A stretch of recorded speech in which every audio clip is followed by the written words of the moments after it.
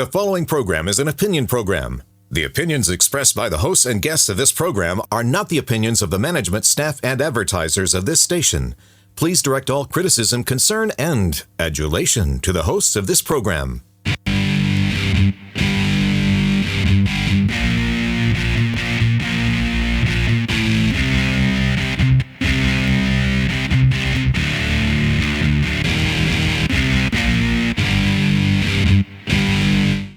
Welcome to Alabama Politics. This week, I am Dale Jackson. I'm a radio talk show host. You can hear my shows Monday through Friday, starting off on WVNN in North Alabama from 5 until 9 a.m., and then from 10 until 11 on Talk Radio 99.5 in Birmingham, and WLWI down in Montgomery, and then later on in the day on WVNN again in North Alabama. With me, as always, Mecca Musick. She is the CEO of 256today.com, smart news for smart people. Smart enough to know that crazy stuff wasn't going to happen on January 6th, apparently. You got that right. I did get that right. Yeah, I thought it was going to be rather nutty, but we'll touch on that here in just a bit.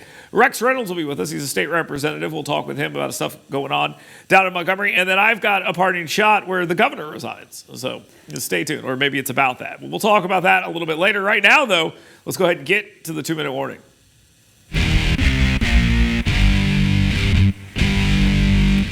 All right, Mecca, there is a lot to talk about. Maybe we rename the Gulf of Mexico to the Gulf of America. I'd call it the Gulf of Trump or something like that, or maybe the Gulf of Alabama.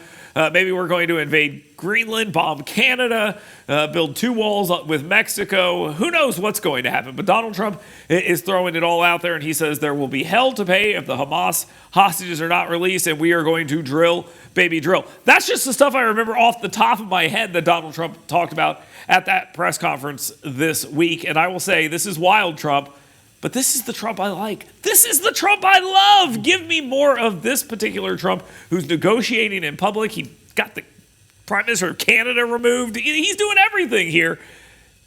This is serious stuff or not? Well, first of all, I do agree with you. This is vintage Trump. And if you're a Trump fan, this is like your best day. Yeah. You are all about this. And as far He's also calling reporters stupid and stuff. And it's like, but they are asking stupid questions. Are you going to go to war with Canada? And he's like, what a dumb question. So wild. Yeah. But is this serious, or how serious is this stuff? Honestly, you don't know. Like, what is he, just off the cuff talking about, remarks, whatever came into his head, and what is he serious? We're not going to know. Well, and that's part of the beauty of what happens and when he speaks. When he does this stuff, there are 2 options. You can treat it seriously, or you can freak out about it. And what I saw on television was like, if we go to war with Denmark over Greenland, well, then NATO will implement Article 5, and then we'll be at war with all of NATO. It's like, what? Does NATO even have a standing army that's not the United States of America? I mean, what are we even talking about here? Oh, he's going to take the Panama Canal. Oh, yeah? Do something about it. I mean, and all they're doing is completely giving him legitimacy and making him seem like the guy who's got a level head on this when they're freaking out about it. Well, also, let's not forget, sometimes when Trump just speaks, he is delivering a message, and that message alone, whether he backs it up or follows through with these thoughts and these actions, it happens anyway. Like with the hostages, with the Hamas hostages, saying, you better take this deal now. I mean, he is sending a clear message. It's not going to get any better under his presidency, and this is your chance, basically. He is negotiating in public, and it seems like sometimes he's negotiating in public with his own people. Yeah. Like he's saying, like, this is what I want. Tell me why I can't do it. I'll listen to you, but these are the things I want to do. So I like this Trump. I do. I'm a big fan of this particular Trump. All right, moving on. Let's talk about Katie Britt, who has now become a whip in the United States Senate. So that's a good thing for her. But she's also getting some attention for the Laken Riley Act. This is the bill named after the young lady who was killed by an illegal immigrant. And this particular bill deports illegal immigrants who are convicted of theft, as Jose Ibarra was when he killed Laken Riley. Now, say what you want about this bill, and I kind of want to talk about Terry Sewell in this regard in just a second, but Katie Britt's on Fox News the other night, sitting next to John Fetterman, who's dressed like a homeless person, who can barely string any sentences together, but what he's saying is actually very important. Democrats are coming around on this kind of stuff. Democratic governors who were saying they were going to be sanctuary states, they're changing their minds. Democratic mayors, same exact story. They're changing. We're not going to get in the way. And Mayor Adams in New York. Fetterman said, if I can't get 7 Democrats to vote on this, this is why we lost. And he's right. This is No, why we that's lost. I was about to say. Well, if you look back at the election, this was one of the top issues. Yeah. So That they lied about the entire time and said there was no problem. I mean, that's the truth. Okay, but also you have to also imagine Democrats don't want to be seen as extreme to some of their base. But this and the Laken Riley Act, I think a lot of things. This is something that people assumed was already in place. Like this is common sense. Democrats voted this down Obviously. like 6 months ago. But the normal person is going to be like, well, yeah, this obviously makes sense. We should. The normal person. You know what I mean? Yeah, no, you're right. You know what I mean? You're right. No, I'm agreeing with you. The normal person does view this way. The outside Democrat does not. But this is a way where they can say, I'm not saying 6 months ago they were there, but they can say, okay, no, we do support these sort of measures. Shamari Figures and Terry Sewell both voted for this bill in the House, which is interesting because last week Terry Sewell voted against a bill that would deport people who sexually assaulted women. She voted against that bill, but for this bill. Why? What sense does that make? If you sexually assault a woman, you can stay. But if you rob a store, you got to get the hell out. And that makes absolutely no sense. Here's what actually happened. Shamari Figures happened. Mm-hmm. And he's like, I'm not voting against this. What are you, crazy? And I think that she said, okay, I'll vote for it. Am I crazy on that? Well, no, and I think a lot of Democrats are doing the same thing. Yeah, so all this Trump's the worst. Oh, these are all Trump's plans? Okay, yeah, we'll go along with it. Fine. Well, I mean, hey, I don't care why you get there, just get there. That's the most important thing. Let's talk about school choice here for a second. This is something we've talked about a lot in this program. And Mecca said, it'll never happen, Dale. You can't single-handedly make school choice happen in this state. And I said, yes, I can. And then I did. That's my telling of the story. I think it's something along those lines. Maybe our guest will disagree with that when he comes on. You mean the actual legislator, the lawmaker? Yeah, we'll talk about it. We'll talk. Perhaps. Can I finish my part? Let's go back to me for a second. Ahead. All right, let's talk about school choice here a lot. 2,800 plus people have gone in here. I say plus because 2,800 was day one, signed up for school choice. And you may say that's not a lot of people, but what it shows you is people are interested in this. And I've always said this all along. Most people are going to say 2 things. One, I'm fine with my public schools and how they are. Or they're going to say, huh, what? Where's my kid go to school? Those are basically the 2 options you have for people who are not interested in this. But there is a third group, and those are the people who are very interested in stuff like this. They want different opportunities for their kids, and they're going to pursue them. Some of these people are going to be losers. They're going to lose. They're not all going to have the opportunity to take advantage here, and that will be how you expand this stuff further moving down the line. Talks of caps and all these other things are always going to be in play, but the demand for this will drive more of this. So not only did I make this happen, but now people want this. Okay, I think my doubtful nature was a lot in relation to your single-handed comments about bringing this. You willing it to be. You were actually, no, you talked about it when nobody else was talking about it, and you kept talking about it. So I have to give you credit for that. I already took credit. You don't have to give it to me. For how that goes. And you said the applications, but it was a total of nearly 5,000 students. I am interested in a breakdown of the numbers. Are these students who are already in private schools? And, yes. And now the parents yeah, I was going to tell you the truth. Yes, absolutely.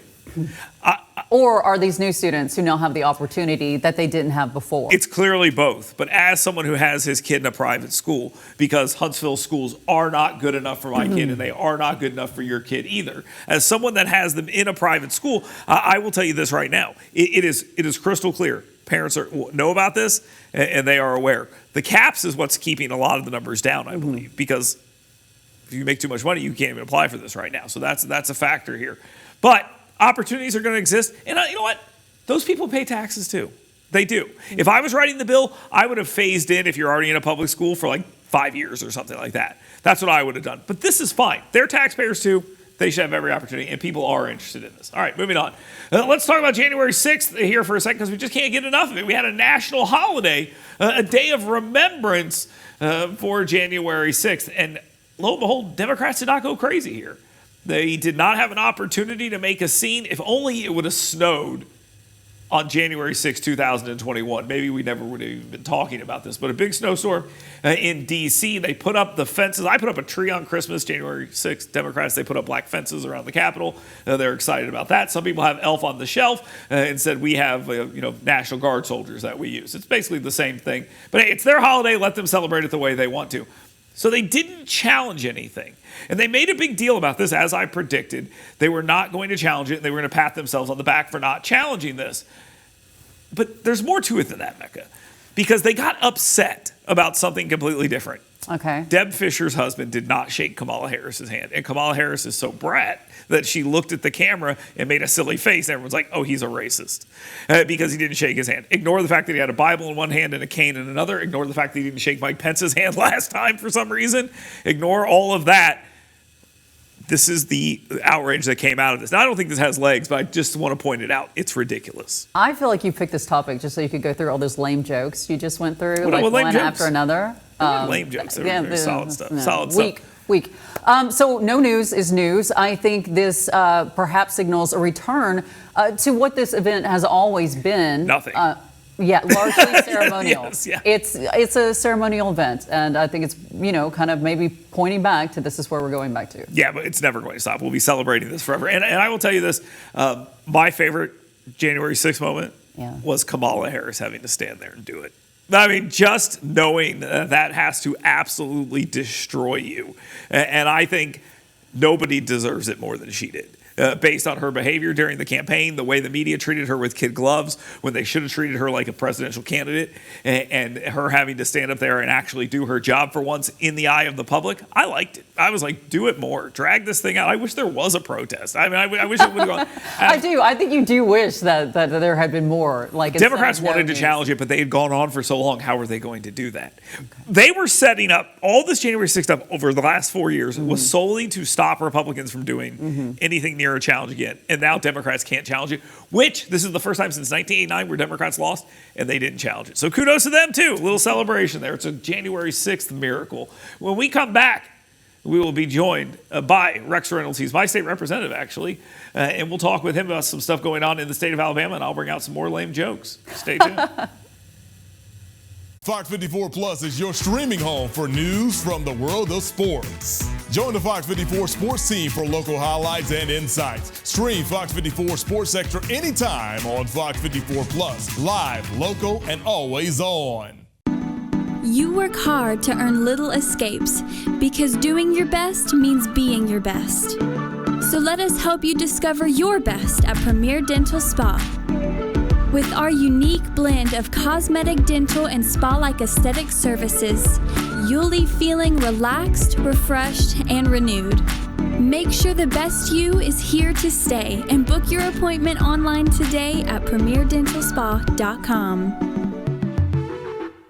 Hey folks, Dale Jackson here for University Kia. This is my son Grant. He's a busy guy. Chess, piano, basketball, wrestling, baseball, you name it. There's probably some stuff that I missed that my wife will be mad about, but here's the thing. It's important to have reliable transportation. And my friends at University Kia, they take great care of me. I've been driving Sportages my entire life. My wife drives a Telluride now, and it is the perfect vehicle for the busy family. Folks, University Kia, let them take care of you like they've taken care of my family. That's University Kia. Learn more at universitykia.com. Tom, Grant and Dale Jackson sent you. Here's an important message from the U.S. Med Diabetes Solution Center. If you have diabetes, you know the pain of pricking your fingers. But now, by wearing a small device called a continuous glucose monitor, or CGM, you can reduce your pain right away. It's easy to use and helps you make more accurate diabetes treatment decisions. If you use insulin daily, you might be eligible to get your own continuous glucose monitor. If you have Medicare or private insurance, call to see if you qualify for a CGM at little or no cost. Shipping is free and will even bill your insurance company for you. US Med is the #1 rated supplier on Google and Facebook reviews. So call us right now to see if you qualify for a CGM at little or no cost. US Med. Better service. Better care. Want fun, safe, intelligent fitness programming? Want to build muscular strength, cardiovascular endurance, drastically improve range of motion and mobility, and learn proper nutrition to fuel your life with energy and emotional health? Well, come find out why Iron Tribe Fitness is ranked one of the top 5 fitness programs in America. Come find out why personal training and intentionally working on your current movement patterns individually is not only important, it's just another core value that separates Iron Tribe Fitness from other fitness facilities. To learn how to get your 2-week free pass, go to irontribefitness.com. Attention! This is a public notice from the Social Security Disability Helpline. If you're one of the millions of Americans who are disabled and unable to work, you may be eligible for disability benefits from Social Security. Receiving benefits is your right. If you suffer from physical or mental disability, whether you're applying for the first time or you've already been denied, we can help. We'll evaluate your situation and deal with Social Security on your behalf. Best of all, there's no fee until you receive your benefits. Remember, we only get paid if you win your case. There are many reasons and conditions that may make you eligible for disability benefits. Many of them you may not be aware of. So if you're disabled and unable to work, call now to get started with your free, no-obligation consultation. Call 877-744-0750. That's 877-744-0750. 877-744-0750. Fox 54 Plus is your streaming home for news from the world of sports. Get the latest scoop on Bama straight from the coach's mouth. Stream the Kalen DeBoer Show anytime on Fox 54 Plus. Live, local, and always on.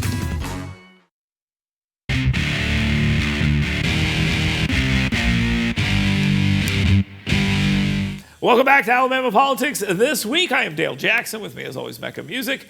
And our guest this week is Rex Reynolds. He is an Alabama state representative. Great that he is my representative. So lucky him.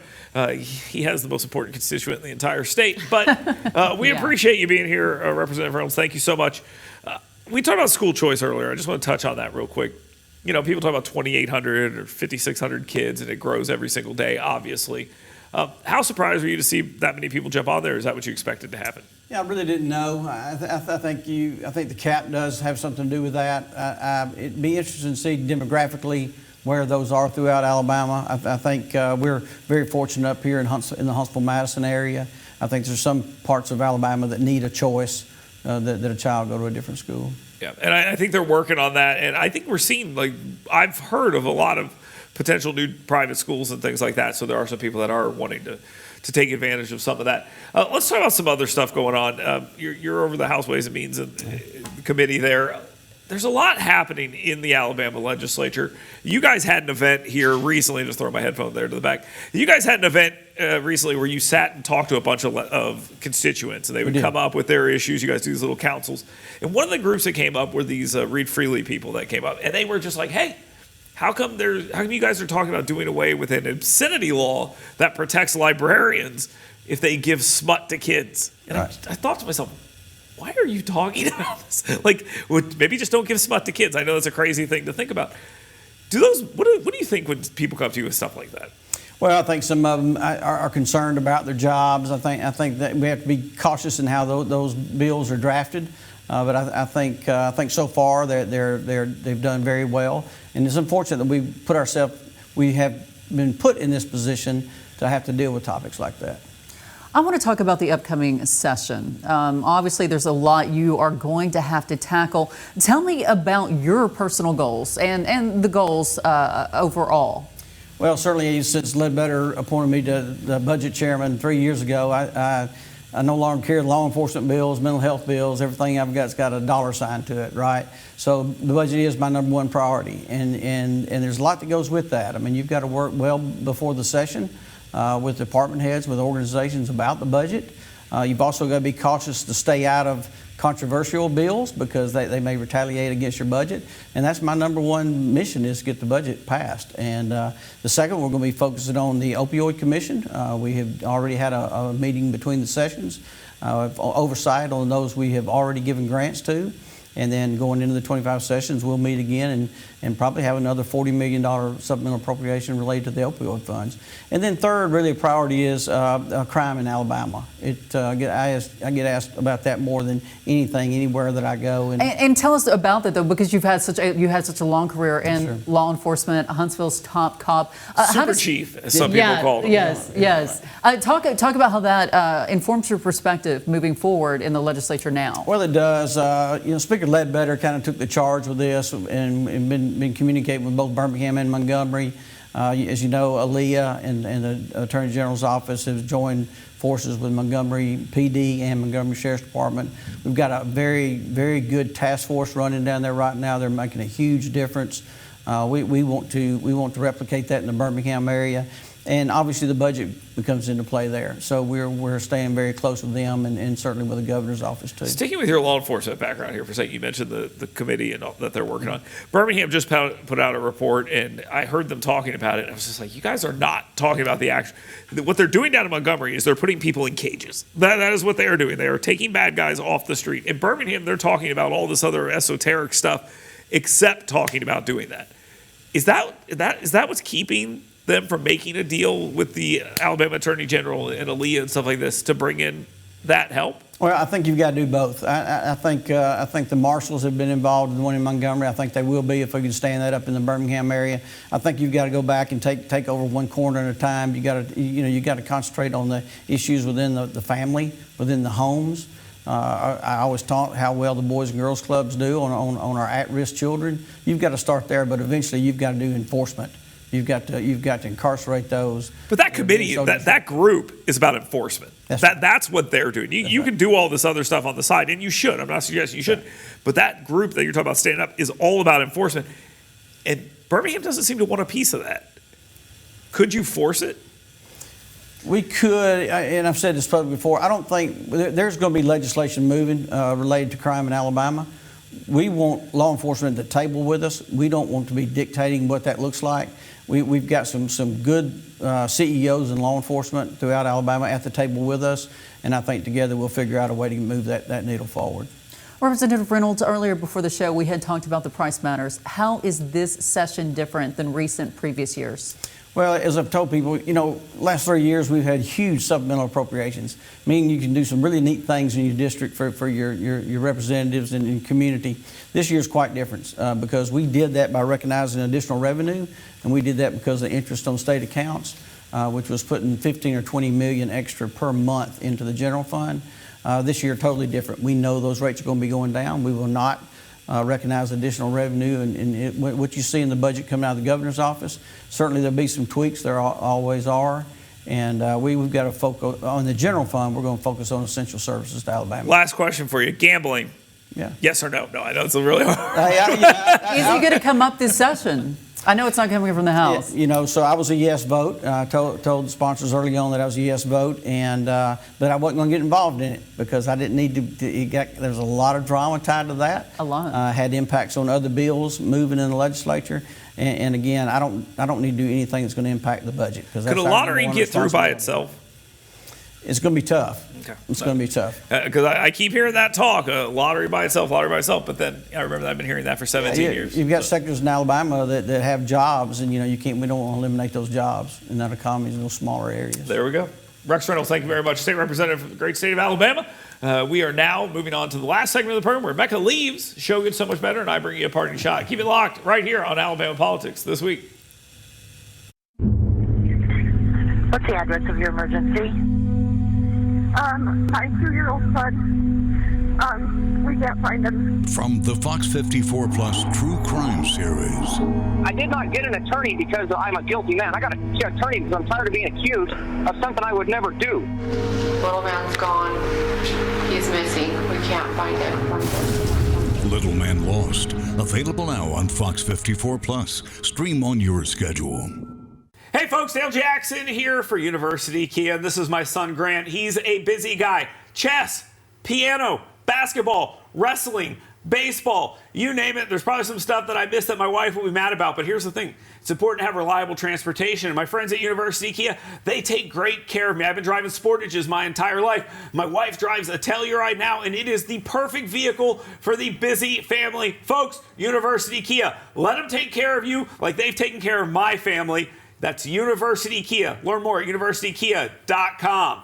Tom, Grant, and Dale Jackson sent you.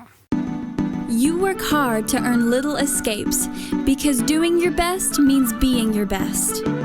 So let us help you discover your best at Premier Dental Spa. With our unique blend of cosmetic, dental, and spa-like aesthetic services, you'll leave feeling relaxed, refreshed, and renewed. Make sure the best you is here to stay and book your appointment online today at premierdentalspa.com. Here's an important message from the U.S. Med Diabetes Solutions Center. If you have diabetes, you know the pain of pricking your fingers. But now, by wearing a small device called a continuous glucose monitor, or CGM, you can reduce your pain right away. It's easy to use and helps you make more accurate diabetes treatment decisions. If you use insulin daily, you might be eligible to get your own continuous glucose monitor. If you have Medicare or private insurance, call to see if you qualify for a CGM at little or no cost. Shipping is free and will even bill your insurance company for you. US Med is the #1 rated supplier on Google and Facebook reviews. So call us right now to see if you qualify for a CGM at little or no cost. US Med. Better service. Better care. What if this happened to you when you're alone? Or what if it happened here? With MedGuard Alert, you're never alone. You can connect with medical professionals anywhere, anytime. And now MedGuard is introducing our exclusive new Care Watch. If you need help quickly, use it from anywhere to contact medical professionals. No cell phone required. The Care Watch is not only a life-saving medical alert device, it's a revolutionary health monitoring system that checks your blood pressure, heart rate, oxygen saturation, and much more. And here's the best part. If you have Medicaid, you may qualify to get your Care Watch for free. The Care Watch is only available through MedGuard Alert. Call us right now. We have monitoring programs starting as low as $1 a day. The call is free, activation is free, shipping is free, and no contract is required. Remember, with Medicaid, you may qualify to get your Care Watch for free. Don't wait. Call us to get your Care Watch right now. Operators are standing by. Want fun, safe, intelligent fitness programming? Want to build muscular strength, cardiovascular endurance, drastically improve range of motion and mobility, and learn proper nutrition to fuel your life with energy and emotional health? Well, come find out why Iron Tribe Fitness is ranked one of the top 5 fitness programs in America. Come find out why personal training and intentionally working on your current movement patterns individually is not only important, it's just another core value that separates Iron Tribe Fitness from other fitness facilities. To learn how to get your 2-week free pass, go to irontribefitness.com.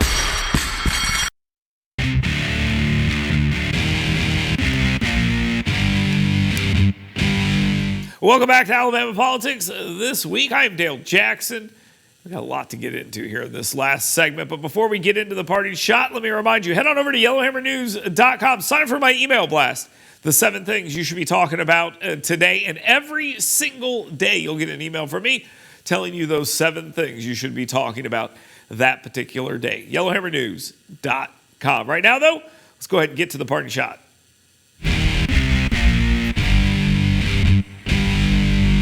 My party shot this week is directed at everyone who seems to want to be talking about Kay Ivey resigning. Now, this may be happening behind the scenes, but I guarantee you a lot of the people who are talking about that or thinking about that are watching this particular show right now. Now, I got to tell you this. The conversation about Kay Ivey dropping out of a race or leaving the office she's in or leaving the public stage has been going on since before I was born. And it is completely never going to happen. The only 2 people that can take Kay Ivey out of the governor's mansion are Kay Ivey or the Grim Reaper. And I am hoping that Kay Ivey is the one that decides to leave the office at the end of her term healthy and off to do other very important things with her life. And I think all of this talk is just talk. You're hearing it now about Tommy Tuberville potentially entering the governor's race. And he was asked about this recently. And he told someone, well, I never rule out anything, which is sure to quell the conversation completely as opposed to lead to more speculation as to what's going to happen. So I can't tell you what's going to happen in this governor's race that's starting in 2 years. I can't tell you what's going to happen there. I can tell you this. Kay Ivey cannot run again. Will Ainsworth is the front runner before any of this even starts, and there probably will be a pretty contentious race regardless. The only way that doesn't happen is if Will Ainsworth is governor moving into the next term. But even though there are a lot of people that I respect a lot talking about this, I really do not expect that to be what happens. Kay Ivey will not be stepping down on her own. I do not think that's going to happen. And the governor was elected to serve out this term. And if she can serve out the term, then she should serve out the term. The state of Alabama has had a lot of elections in a row where there hasn't really been a race.